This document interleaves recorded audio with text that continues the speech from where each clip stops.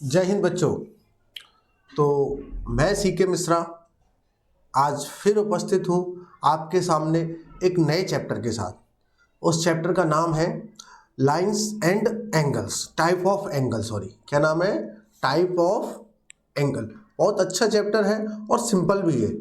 अगर आप इसको ढंग से सीखेंगे तो हो सकता है आपको इस टाइप के प्रश्न कभी गलत ना हो। बहुत अच्छा है और सीखना भी अच्छे से ही है आपको। ठीक है बच्चों। तो an angle that measure exactly 90 degree, मैंने लास्ट क्लास में एक चैप्टर कराया था, उसमें भी यही टाइप थे।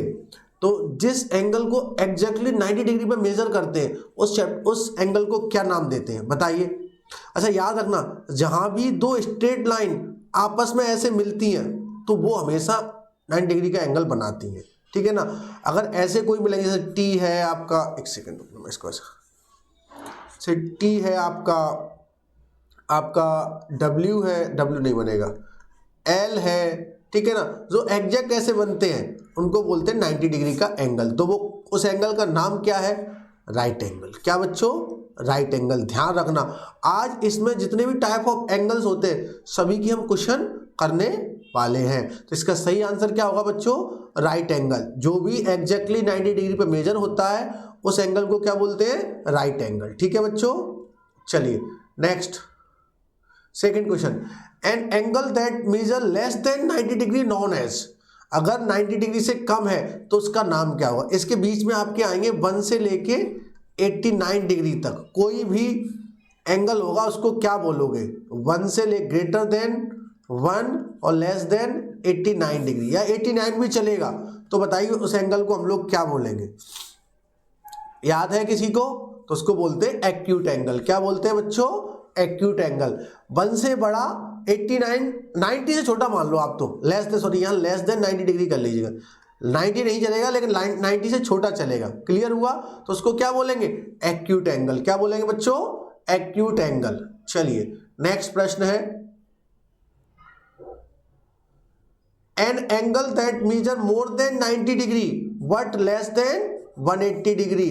मोर देन 90 डिग्री और लेस देन 180 डिग्री, इसका मतलब हुआ 91 से लेके 179 तक जो भी एंगल बनेगा उसको क्या बोलेंगे? कोई भी आ जाए डिग्री, जैसे 92, 93, कुछ भी आ जाए तो उसको क्या बोलेंगे बच्चों? जवाब दें सभी बच्चे। तो उसको बोलेंगे ऑब्ट्यूज एंगल। क्या बोलेंगे बच्चों? Obtuse angle. क्या बोलेंगे? Obtuse angle. चलिए नेक्स्ट प्रश्न की ओर चलें। जवाब दे सारे। Which angle measure exactly 180 degree? Which angle measure exactly 180 degree called that? क्या बोलेंगे उसको? सीधा 180 डिग्री हो उसको क्या बोलेंगे बताइए? Straight angle. क्या बोलेंगे बच्चों? Straight angle. समझ में आ रहा है या नहीं? चलिए बहुत बढ़िया। नेक्स्ट प्रश्न की ओर चलते हैं। An angle greater than 180 degree but less then 360 degree, तो बताइए उसको क्या बोलेंगे?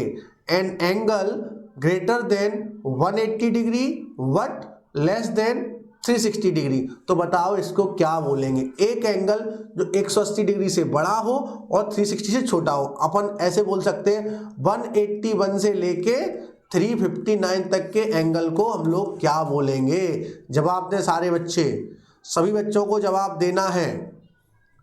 बताइए इसको क्या बोलेंगे?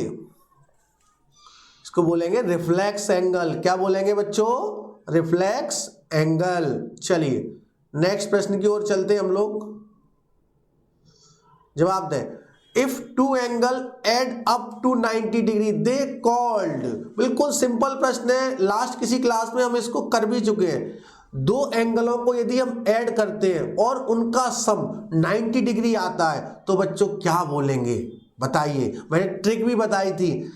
C पहले आता है और 90 भी पहले आता है तो कॉम्प्लीमेंट्री बोलेंगे, 180 बाद में आता है, S भी बाद में आता है तो उसको सप्लीमेंट्री बोलेंगे।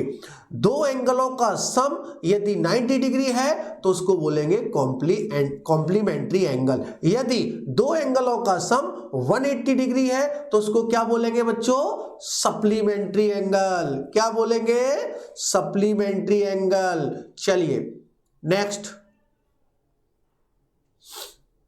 क्वेश्चन नंबर 7 का जवाब दें। If two angles add up to 180 degree they are called.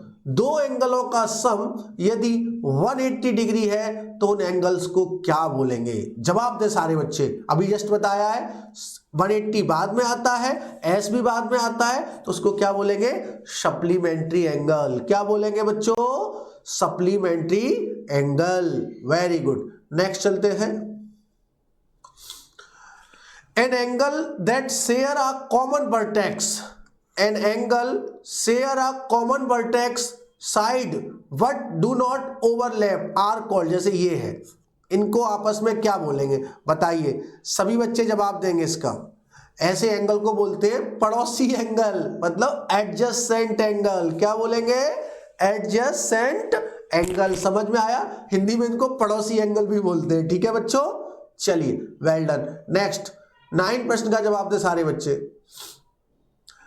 The angles directly opposite each other when two line intersect are. इसको क्या बोलेंगे? मैंने आपको बताया भी था, वर्टिकली अपोजिट एंगल। ये देखिए, ये और ये एक्स और वाई आपस में वर्टिकली अपोजिट एंगल है तो आंसर हो जाएगा C4 चेन्नई। समझ में आ रहा है या नहीं? चलिए नेक्स्ट प्रश्न की ओर चलते हैं।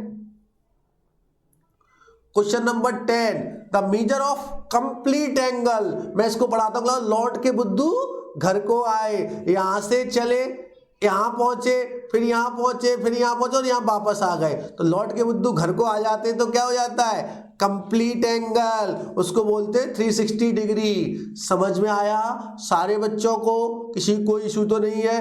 बार बार क्लासेस को देखिएगा, चैनल को लाइक शेयर एंड सब्सक्राइब जरूर करें ताकि हम लोग इसके लिए मोटिवेट हो, आगे और अच्छे वीडियोस बनाएं। ठीक है बच्चों, मिलते हैं नेक्स्ट क्लास में। तब तक के लिए जय हिंद, जय भारत, जय प्राइड।